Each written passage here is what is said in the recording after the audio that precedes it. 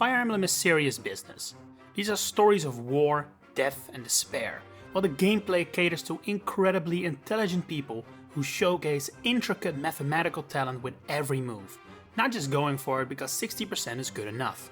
And yet, sometimes even Fire Emblem needs a moment to blow off steam. That can be done through fanservice paralogs or fanservice tea parties, but also through bashing in the skulls of your opponent with a giant candy cane. Joke weapons are still relatively new to the series, considering the original Fire Emblem is over 30 years old, but there still have been a lot of different examples by now.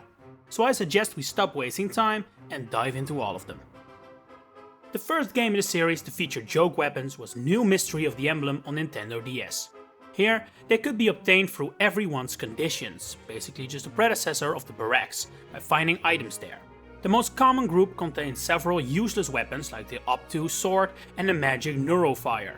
But we truly arrive in Comedy Town with the legendary trio of Toy Bow, Laundry Pole and Frying Pan.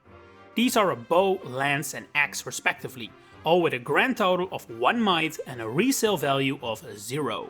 However, you can forge them. You can do that with all items in this video, by the way, making them slightly more useful and eventually even get them to the point where they can actually be strong too.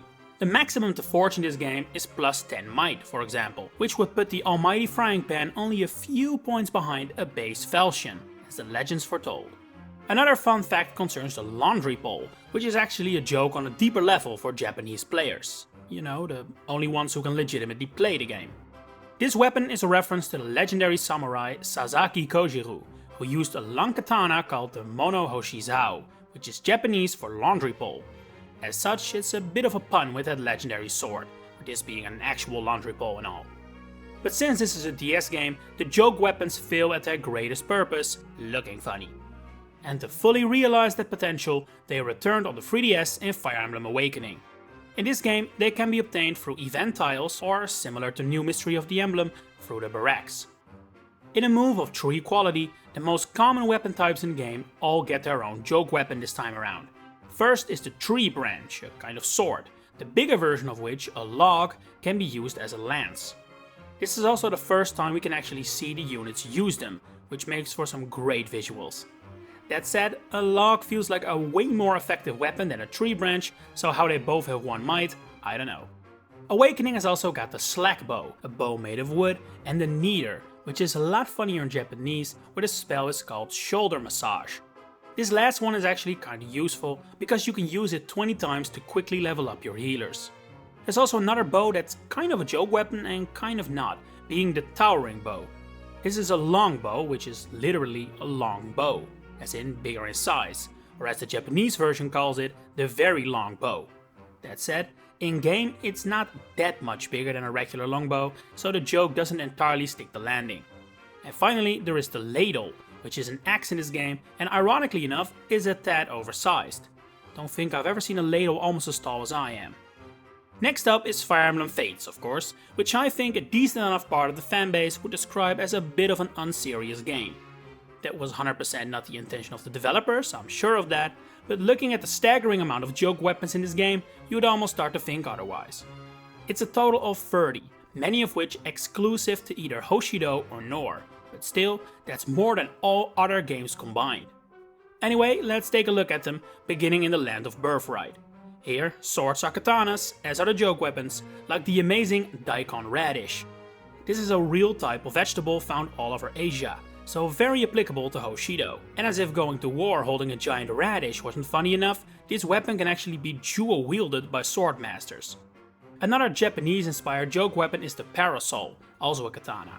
This one actually has a direct Nohr counterpart, being the Umbrella. Both do effectively the same thing, but are exclusive to different games. A similar case can be found in the bow or Yumi department, where Birthright has the harp Yumi, based on the strings of a harp, while Conquest has the violin bow, with a string coming from another musical instrument. That said, the harp Yumi actually doesn't show the correct model in-game thanks to a developer oversight. Instead, it uses the normal bronze or brass weapons model. The same applies to another Hoshido joke weapon, the bamboo Yumi.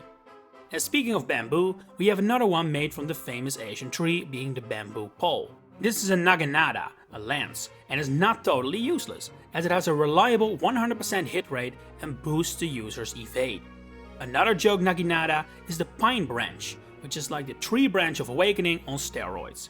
Not only does it look like it could hurt, it's also actually pretty good, with 11 might and a 10% crit bonus. Next we have a duo of clubs, a variant of an axe. The most useful is the Hoshido hoe, not to be confused with the Nohrian hoe, Camilla. This is a farming tool which ignores all terrain effects. A lot less useful is the Carp Streamer, a festive streamer used in real life during Tango no Seku or Children's Day, a holiday in Japan. And we find even more typically Japanese weapons when looking at the shurikens, Hoshido's daggers. The first are chopsticks, which I'm sure you're familiar with. It looks pretty cool, it's two of them strung together, it kinda reminds me of nunchucks. There's also the hairpin, neatly decorated with sakura flowers. In a bit of a sexist move, this weapon can only be used by women. Maybe it's like Pegasai, where the hairpin refuses to let a man use them? Not sure. There are also some magic-related joke weapons here, like free staves or rods as Hoshido calls them. There is the lantern, based on the famous Japanese Chochin lights, the dumpling rod, which is just a stick with colorful dumplings on it, and the bamboo branch, which is exactly what the name suggests. All three heal HP to a decent amount though. And finally, there is one joke scroll, Hoshido's tome, in the game. The hilarious paper. Just a piece of paper, no magic powers whatsoever. You just launch them at the enemy and pray for a paper cut. Alright, onto Nohr, which has an equal amount of exclusive joke weapons. With the umbrella already covered, the only sword left to discuss is the bottle. An empty wine bottle, this one might just be the most ironic, considering this is literally a murder weapon in real life, but one of the most useless ones in the game. Much better is the stick, which is really just a tree branch from Awakening, but now in lance form. Believe it or not, this scruffy branch is actually better than a bronze lance, so apparently they have some healthy trees in Nohr. The second joke lance is a broom, which does boost your critical evade, but unfortunately does not allow witches to become flying units. Small step from that to the joke staves found in Nohr, of which there are 3. First is the candy cane, which has also reappeared in Fire Emblem Heroes.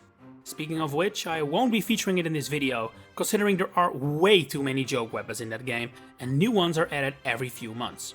Anyway, another joke staff found here is the mushroom staff, which heals a decent amount of HP and is really not that useless. And even better is the bouquet staff, which heals a lot and even applies a luck bonus. A lot less useful is the Cupid bow, based of course on the motif of love. And even though love is a battlefield, all this bow does is heal the target, making it useful for experience and not a whole lot else. Similarly useless is the rubber bow, which is made out of the material and as such has a fairly low might of 3.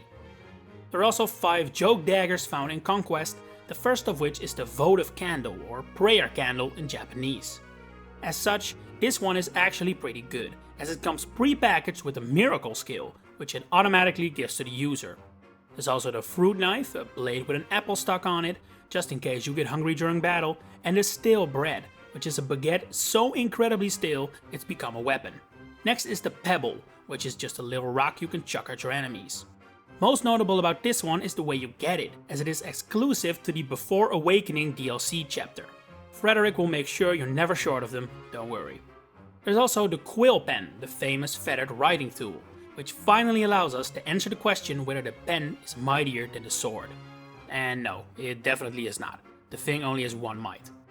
As you probably know, Fates also features a lot of famous weapons from past games like Ragnell, Falchion and the frying pan. Yes, the fabled axe returns, this time with visuals to make every character look like Gordon Ramsay on Warpath.